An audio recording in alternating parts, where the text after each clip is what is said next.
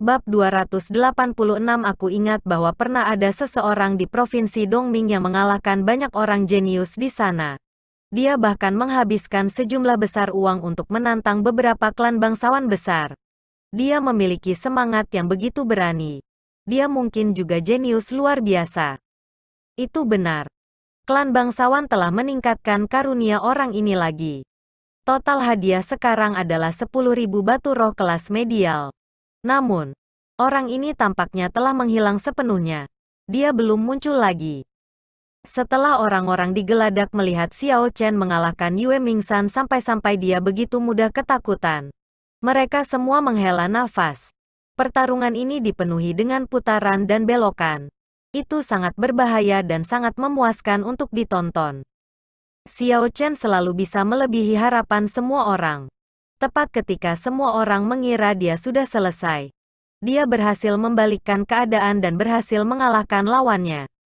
Di atas air, di langit, awan gelap berserakan dan sinar matahari bersinar sekali lagi. Xiao Chen berdiri di permukaan air dan dia melepaskan sens spiritualnya seperti panah tajam, menembus air untuk mencari Yue Mingsan. Mengingat situasi Yue Mingsan, dia tidak akan mampu menangkis kehidupan air yang aneh. Xiao Chen belum berharap dia mati. Inilah sebabnya mengapa Xiao Chen tidak menembakkan panah sebelumnya. Dia takut dia akan membunuh Yue Mingsan dan tidak bisa menanyainya. Di kedalaman sungai, Yue Mingsan menyeret tubuhnya yang terluka dan bergerak cepat di air. Ada arus air aneh di sekitarnya, menangkis semua kehidupan air aneh yang berusaha menyerangnya. Xiao Chen tersenyum tipis dan berkata, "Aku hampir lupa. Orang ini adalah seorang kultivator yang berhubungan dengan air. Kemampuan bertahannya di air lebih baik daripada seorang pembudidaya biasa." Mengingat keinginan kuat Yue Mingsan untuk hidup, Xiao Chen tidak terkejut. Orang ini memikirkan semua yang dia lakukan. Singkatnya, dia berhati-hati. Dengan cara lain, ia takut-takut dan takut akan kematian. Ada sedikit kecemerlangan. Rasanya seperti dia hampir tidak menyadari bahwa kultivasi adalah pertarungan dengan surga. Itu dipenuhi dengan bahaya dan diperoleh dengan mempertaruhkan nyawa seseorang, tanpa keberanian dan semangat abadi. Bagaimana seseorang bisa mengatasi tantangan demi tantangan? Jika seseorang terus berpikir tentang bagaimana menggunakan trik untuk menghapus tantangan ini dan kehilangan semangat mereka, mereka tidak akan bisa pergi jauh di jalan kultivasi. Keluarlah untukku. Xiao Chen mengumpulkan pikirannya dan melompat dari air. Kemudian, dia muncul di atas lokasi Yue Mingsan dan meninju air dengan deras. Bang, pilar air besar muncul di sungai Black Dragon. Di puncak pilar air adalah Yue Mingsan. Dia terlempar ke udara dan menggerakkan tubuhnya dalam kebingungan. Xiao Chen melompat ke udara dan menangkapnya di kerah sebelum mendarat dengan kuat. Yue Mingsan mengungkapkan ekspresi ngeri di wajahnya yang pucat. Dia berkata, "Jangan bunuh aku. Aku memiliki 50.000 batu roh kelas rendah dan 1.000 batu roh kelas medial. Mereka semua milik kamu jika kamu membiarkan aku pergi." Xiao Chen tidak bisa diganggu dengannya. Dia hanya berkata dengan suara dingin, "Bicaralah. Siapa yang mengirimmu untuk membunuhku?" Yue Mingsan menggelengkan kepalanya awalnya. Namun, ketika dia merasakan niat membunuh Xiao Chen, dia segera berkata, "Aku akan bicara, aku akan berbicara. Itu Songke, Biyun Pix Songke. Dia berjanji padaku 2.000 batu roh kelas medial jika aku membunuhmu." Itu lagu Ke. Sebuah niat membunuh terlintas di mata Xiao Chen. Ini tidak di luar ruang lingkup harapannya. Dia terus membawa masalah tanpa akhir bagiku. Aku tidak bisa mengecewakan penjaga aku kapan saja. Sayangnya, Xiao Chen tidak punya cara untuk melakukan apapun pada Songke, selain tidak menjadi lawannya. Tidak ada peluang juga. Ketika kekuatan Xiao Chen meningkat di masa depan, hal pertama yang akan dia lakukan adalah menyingkirkan Songke. Ledakan, Xiao Chen melepas cincin tata ruang Yue Mingsan dan menghancurkan dadanya dengan telapak tangan. Pembuluh jantungnya pecah dan dia kehabisan 5 lubang. Dia berkata dengan nada tidak puas. Apakah kamu tidak akan menghindariku? Xiao Chen tanpa ekspresi ketika dia berkata dengan cemberut. Maaf. Tapi aku tidak pernah mengatakan itu. Aku tidak akan pernah membiarkan masalah potensial tetap hidup. Itu hanya meminta masalah. 1. Kemudian, dia menyaksikan mayat Yue Mingsan perlahan tenggelam ke dalam air. Xiao Chen melirik kapal dagang tidak jauh dari situ. Setelah berpikir sebentar, dia memutuskan. Dia akan melintasi sungai Black Dragon sendirian. Dia tidak akan naik kapal dagang itu. Alasan utamanya adalah dia takut berurusan dengan kebaikan sosial dan membuang-buang waktu. Sosoknya melintas di udara. Dia mengeksekusi grafiti mantra dan terbang. 3 hari kemudian, di malam hari, Xiao Chen duduk di samping api unggun di iblis savana. Dia sedang makan daging sapi petir yang dimasak. 1. Daging spirit beas jauh lebih lezat daripada daging yang ditemukan di bumi. Tidak perlu bumbu tambahan karena sudah bagus dan akan meninggalkan rasa yang kaya. Selain itu, daging spirit beast mengandung beberapa energi spiritual alami. Makan itu untuk waktu yang lama bisa memperkuat tubuh, mengisi ulang ki, dan membangkitkan semangat. Jika seseorang makan daging spirit beast peringkat tinggi, seperti spirit beast peringkat 8 atau peringkat 9, hanya memakannya bisa meningkatkan ranah kultivasi seseorang. Aroma yang kuat melekat pada iblis savana. Itu menarik sejumlah besar spirit beas. Namun, ketika mereka melihat Xiao Chen, mereka tidak berani bergerak. Mereka hanya melirik dari jauh dan pergi. Sense spiritual Xiao Chen telah diperluas dan dia melihat semua ini. Dia mengungkapkan senyum tipis di wajahnya. 2 hari yang lalu, ia menggunakan mantra gravitasi dan terbang langsung ke Devil Savana. Setelah itu, dia menggunakan bandit dan spirit beas yang dia temui untuk melatih pedang. Sebagai hasil dari pengalaman tempur yang tak berujung, ia menjadi lebih akrab dengan 6 gerakan pertama dari teknik sabuk wukui. Selain itu, ia juga semakin baik dalam menggunakan Rushing Thunder Third Chain Chop yang baru dibuat. Dia sudah memiliki pemahaman yang baik pada tahap menyimpan kekuatan dan dia bisa memanfaatkannya dengan bebas. Semakin lama ia mengumpulkan momentum, semakin kuat kekuatannya. Jika waktu yang dibutuhkan singkat, itu akan lebih lemah. Dia harus fleksibel saat menggunakannya. Kekuatan Rushing Thunder Roars lebih besar dari yang diantisipasi Xiao Chen. Dia pernah menyimpan kekuatan selama 1 menit penuh dan dia mampu memusnahkan sekelompok besar bandit. Yang perlu dia lakukan sekarang adalah melakukan yang terbaik untuk mengumpulkan momentum sebanyak yang dia bisa dalam waktu singkat. Begitu dia mencapai itu, langkah ini bisa menjadi salah satu gerakan pembunuhan baru Xiao Chen. Menjadi kartu truf yang penting. Huci. Menjelang larut malam, sosok seputih salju muncul dalam visi Xiao Chen. Ketika dia melihat dengan hati-hati, itu Xiao Bai, yang membawa beberapa ramuan roh di cakarnya saat berlari. Seperti sebelumnya, ketika Xiao Chen dan Xiao Bai sendirian, Xiao Bai akan membantunya menemukan herbal roh yang berharga. Xiao Chen akan menyaring sebagian besar ini menjadi pil pengisian darah dan ki yang berulang. Ini berarti bahwa Xiao Chen tidak harus membeli herbal tetapi masih memiliki pil obat untuk digunakan. Ini membantunya secara signifikan. Xiao Bai mempersembahkan roh herbal kepada Xiao Chen seolah-olah itu menawarkan upeti. Xiao Chen tersenyum sedikit dan dengan hati-hati menghitung mereka. Peringkat 4 darah Sunflower. Peringkat 5 100 Jade Spirit. Peringkat 4 Noble Wind. Oh, ini tampak seperti bunga penyulingan tendon. Tatapan Xiao Chen tertarik pada bunga putih. Bunga itu terlihat sangat biasa. Tidak memiliki warna cerah atau bau yang harum. Itu sangat sederhana. Xiao Chen mengambilnya dan memeriksanya dengan cermat. Dia akhirnya yakin bahwa ini adalah bunga penyulingan tendon. Itu mampu meningkatkan ketangguhan meridian seorang kultivator. Itu juga bisa memperbaiki meridian yang rusak dan sangat berharga. Ada banyak herbal roh yang bisa memperbaiki meridian tetapi mereka tidak sebagus bunga penyulingan tendon. Bunga penyulingan tendon bahkan bisa memperbaiki meridian yang patah sepenuhnya. Essence harus melakukan perjalanan melalui meridian. Jika meridian terluka, Essence tidak dapat dipindahkan. Jika itu terjadi, pembudidaya itu sama baiknya dengan yang lumpuh. Jika seseorang dapat meningkatkan ketangguhan meridian mereka sampai batas tertentu, mereka tidak perlu terlalu khawatir tentang terlalu banyak menggunakan esens secara berlebihan dan menyebabkan cedera pada meridian mereka ketika seseorang berkultivasi atau bertarung. Meskipun Xiao Bai tidak tahu tentang pentingnya bunga penyulingan tendon, itu mengungkapkan ekspresi gembira ketika melihat bahwa Xiao Chen bahagia.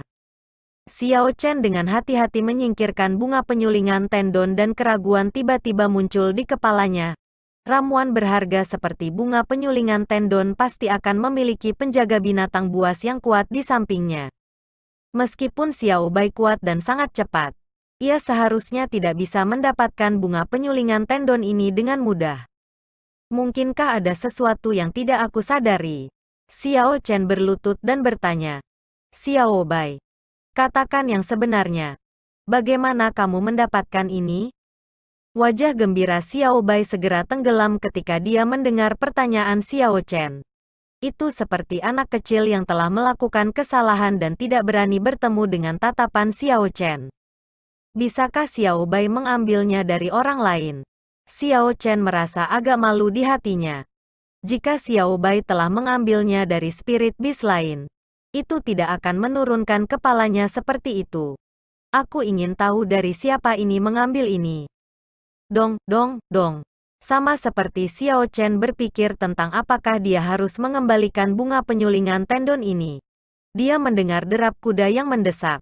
Mengingat getaran ringan di tanah. Harus ada sejumlah besar orang. Sekelompok lebih dari 200 bandit muncul di hadapan Xiao Chen. Salah satu dari mereka menunjuk Xiao Bai dan berkata dengan penuh semangat. Pemimpin pertama. Aku tidak berbohong kepada kamu. Kan? Aku tidak mengambil bunga penyulingan tendon untuk diri aku sendiri. Itu dicuri oleh rubah kecil. Lihat. Aku tidak salah. Ada rubah kecil di sini. Pemimpin pertama mereka mengenakan jubah tempur seputih salju. Itu sangat menarik di malam hari. Dia menamparkan orang yang berbicara dan berteriak dengan marah. Kamu bodoh. Kenapa kamu masih begitu bersemangat setelah roh binatang menyambar sesuatu? Semua bandit lainnya mulai tertawa. Memang, mereka adalah penguasa iblis savana.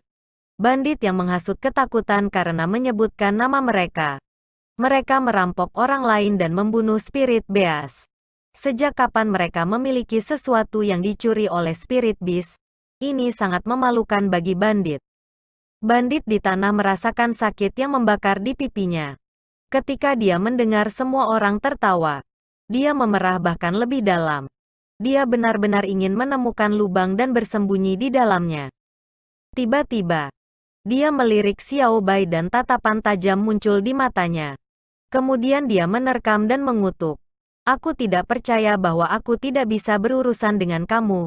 Lihat aku memberi kamu pelajaran. Xiao Chen tidak bergerak. Xiao Bai berbalik dan mengayunkan cakarnya. Mengirimkan angin mengamuk kuat pada bandit menerkam. Bandit itu langsung diledakkan kembali. Sebagai Saint martial kelas rendah, Liu Suifeng telah dengan mudah dipermainkan oleh Xiao Bai.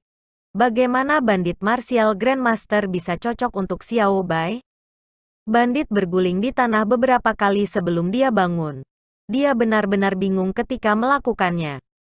Dia berjalan ke arah pemimpin bandit dengan kebingungan dan mengutuk. Kamu binatang. Jangan mengira aku tidak akan mengenali kamu ketika kamu sedang menunggang kuda. Setelah dia mengatakan itu, dia meluncurkan dirinya. Pemimpin pertama sangat marah dan dia mengirim angin telapak tangan. Menghancurkan orang ini. Pemimpin itu memasang ekspresi cemberut ketika dia berkata, sepotong sampah, kita lebih baik tampaknya. Ketika Xiao Bai merasakan niat membunuh dari pemimpin pertama, itu merasakan beberapa bahaya. Segera melompat ke bahu Xiao Chen dan rasanya jauh lebih aman. Kemudian, itu membuat wajah para bandit. Sial, sekarang. Bahkan rubah tahu bagaimana membuat wajah. Ketika orang banyak melihat Xiao Bai membuat wajah pada saat ini, mereka heran. Karena ini adalah sesuatu milik para bandit dan telah direnggut. Maka jadilah itu, pikir Xiao Chen pada dirinya sendiri. Xiao Chen mengalihkan pandangannya ke arah sekelompok penjahat. Dari 200 dari mereka, yang paling lemah adalah Grandmaster Martial Grade Medial. Kelompok inti adalah 20 Martial Science. Pemimpin pertama berpakaian putih memiliki kultivasi terkuat. Dia adalah Saint Martial kelas superior. Kecakapan tempurnya harus sedikit lebih lemah daripada Xiao Chen ketika ia pertama kali meninggalkan sekte. Namun, Xiao Chen sekarang berada pada level yang sama sekali berbeda. Bab 287 dan 288 bandit berpakaian putih memacu kudanya dan berlari dalam jarak 10 meter dari Xiao Chen. Dia berkata dengan suara jahat. Terlepas dari apakah kamu mengambil bunga penyulingan tendon aku atau tidak, serahkan cincin spasial kamu. Kalau tidak, jangan salahkan aku karena membunuh kamu. Xiao Chen menampakkan senyum tipis dan berkata dengan suara lembut. Jika kamu memiliki kemampuan, maka dapatkan sendiri. Sembrono, bandit berpakaian putih itu mendorong dengan kedua kakinya dan turun. Dia menuju Xiao Chen dalam sekejap. Niat membunuh bandit bergabung bersama dengan aura amat buruk.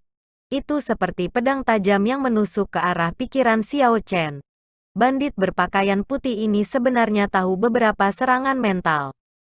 Sial baginya. Kekuatan mental Xiao Chen sangat kuat. Serangan mental tingkat ini tidak berguna. Bermain dengan serangan mental? Aku akan bermain denganmu kalau begitu. Bibir Xiao Chen meringkuk dalam senyum dingin. Dan sens spiritualnya yang besar berubah menjadi makhluk ilahi yang memegang pedang yang tajam. Itu menjatuhkan pedang yang terbang di atas dan bergegas menuju bandit berpakaian putih. Tiba-tiba, bandit itu merasa semua yang ada di depannya menghilang. Bandit itu merasa seperti berada di tanah terpencil yang luas. Ada dewa di langit yang menatapnya dengan tegas. Itu berteriak dengan suara surgawi. Masih tidak berlutut setelah melihat dewa?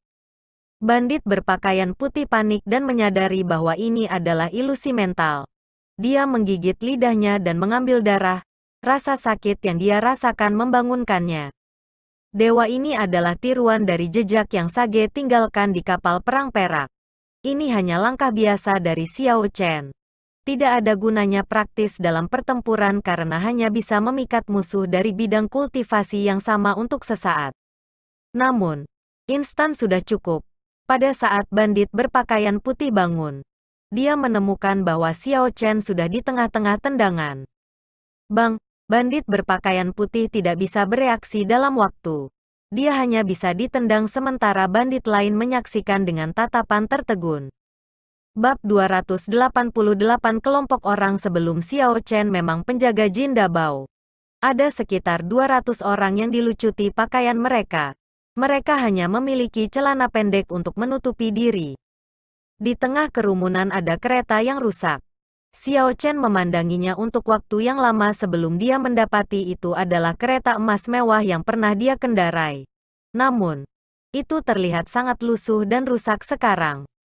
Eksterior emas dan ornamen keduanya hilang. Hanya menyisakan kayu halus. Ada sepasang roda emas di bawah kotak kayu. Jika bukan karena sepasang roda ini, Xiao Chen tidak akan menghubungkannya dengan kereta emas yang dilihatnya di masa lalu.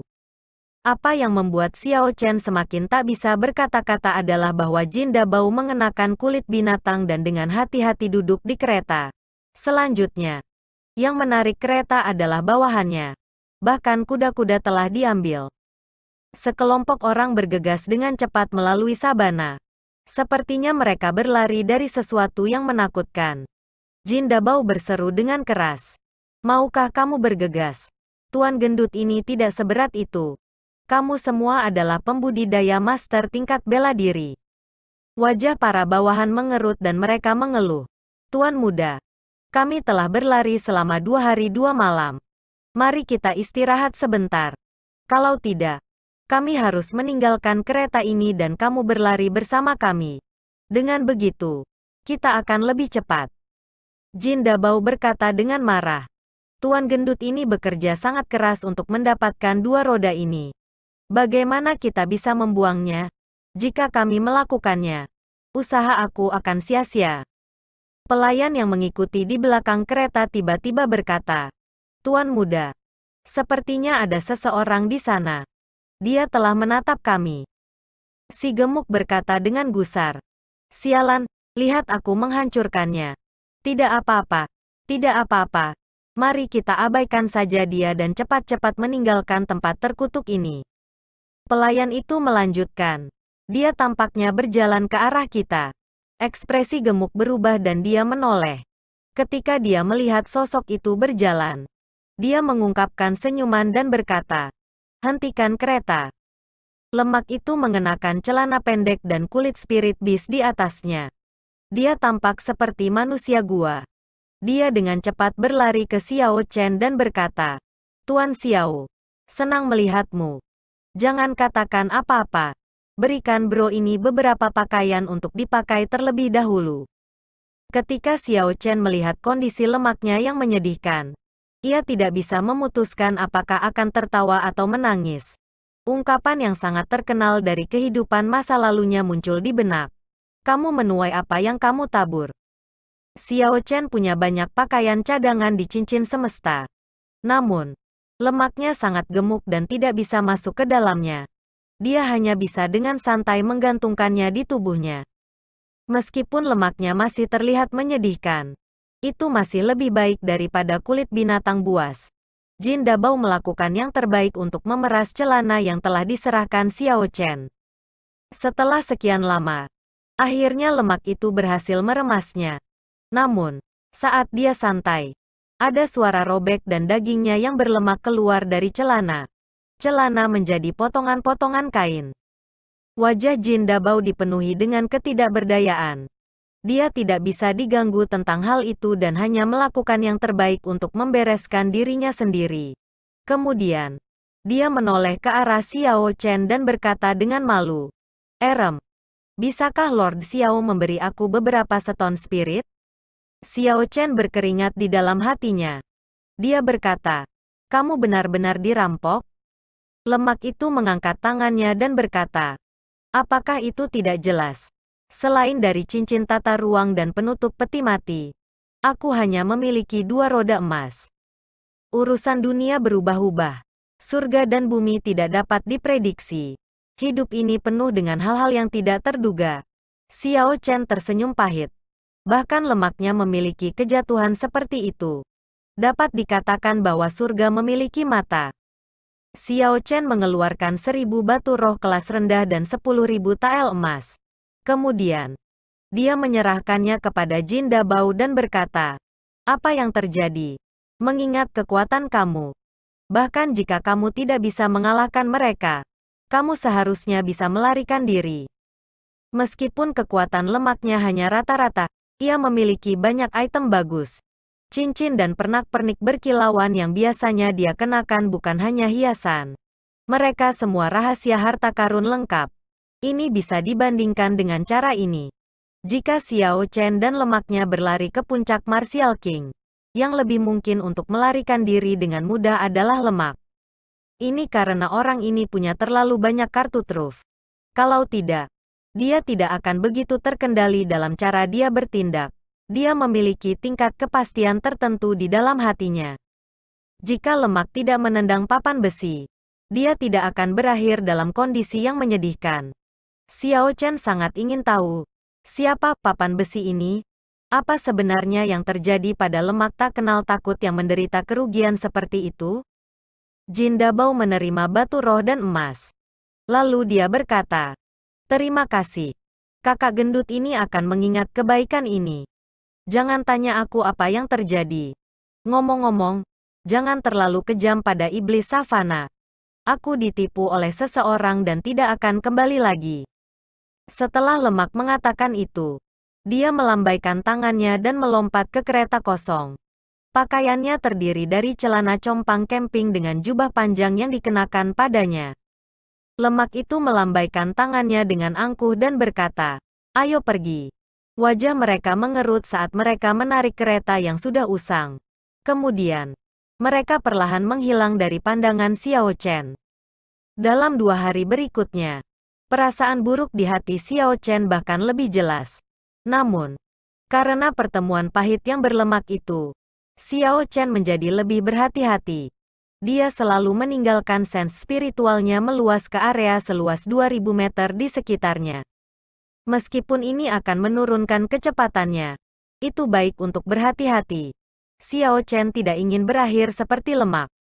Pada hari khusus ini, Xiao Chen sedang berjalan di sabana yang luas dengan sense spiritualnya terbentang. Dia menemukan tempat yang luar biasa. Di area 2000 meter di sekitarnya, tidak ada suara sama sekali. Itu sangat sunyi. Biasanya, Xiao Chen akan dapat mendeteksi beberapa beast spirit dengan sense spiritualnya. Namun, dia tidak mendeteksi apapun di sini. Dia tidak tahu kemana mereka pergi. Xiao Chen mengerutkan kening dan berhenti bergerak. Dia berkata dengan ragu, "Apa yang terjadi? Mengapa tidak ada binatang roh sama sekali? Bahkan udara sepertinya sudah berhenti mengalir." Dengan pemikiran dari Xiao Chen, sense spiritualnya berhenti bergerak dalam bentuk lingkaran cahaya. Sebaliknya, itu berkumpul bersama dan berubah menjadi utas halus, memanjang ke depan. Setelah sense spiritual Xiao Chen diubah menjadi benang halus, ia dapat mengamati hingga 10 kilometer jauhnya. Akhirnya, dia menemukan sesuatu. Pada akhir sense spiritual Xiao Chen, ada banjir kegelapan yang dengan cepat menuju ke arahnya. Ketika Xiao Chen melihat dengan seksama, banjir kegelapan ini terdiri dari sekelompok ksatria mengenakan baju besi hitam menunggang kuda. Hitungan kasar memberi sekitar 1000 orang. Aura gabungan mereka membuat sense spiritual Xiao Chen merasakan tekanan kuat meskipun jaraknya jauh. Xiao Chen menarik sense spiritualnya dan ekspresinya berubah. Dia bergumam, "Jin Dabao, apakah ini orang-orang yang kamu derita hilang? Aku harus mengubah arah." Sama seperti Xiao Chen hendak pindah, dia tiba-tiba memikirkan sesuatu. Dia mengirimkan sense spiritualnya dan menemukan bahwa para ksatria hitam yang mengerikan ini datang dari segala arah. "Aku dikelilingi." Xiao Chen tidak bisa tidak melihat ke arah langit. Jika ada celah, dia bisa pergi dengan mudah. Jika tidak diketahui kapan mereka telah tiba. Tetapi ketika Xiao Chen mendongak, ada sekelompok bersequin vultures. Pada masing-masing burung hering angin bersek adalah seorang ksatria mengenakan baju besi hitam. Xiao Chen tidak bisa menahan senyum pahit. Dia berkata, "Ini benar-benar tidak ada jalan menuju surga yang bisa dilalui. Tidak ada pintu ke bumi yang bisa dimasuki seseorang." Dong, dong, dong, suara kuda yang berlari kencang bisa terdengar. 10 kelompok ksatria hitam menendang debu ke udara. Setiap kelompok ksatria hitam masing-masing memiliki 1000 pria. Secara keseluruhan, mereka memiliki 10.000 orang. Xiao Chen memandangi massa hitam itu. Kultivasi terendah yang ia temukan dalam kelompok 10.000 ini adalah Martial Grandmaster. Setidaknya ada 1000 orang suci bela diri. Ketika aura dari 10.000 berkumpul bersama, bahkan udara berhenti bergerak, itu membuat napas terasa sulit. Ini tidak lagi dalam skala bandit lagi. Mungkin hanya pasukan elit dari bangsa Qin besar yang memiliki kekuatan seperti itu. Para pemimpin dari masing-masing kelompok, 10 dari mereka secara total, menunggang kuda hitam. Mereka mengenakan topeng yang menutupi sebagian wajah mereka. Mereka menunggang kuda dan bergerak di depan Xiao Chen.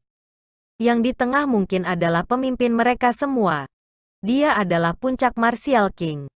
Hanya satu pandangan menyebabkan Xiao Chen merasakan kengerian yang tak terbayangkan. Ketika orang itu melihat wajah tenang Xiao Chen, dia mengungkapkan senyum tipis di balik topengnya. Dia berkata, "Ye Chen puncak King Yun benar. Apakah tidak ada yang mengatakan kepada kamu untuk tidak terlalu berlebihan pada iblis savana ini?" Serahkan 500.000 batu roh kelas rendah dan 5.000 batu roh kelas medial dan kamu dapat pergi.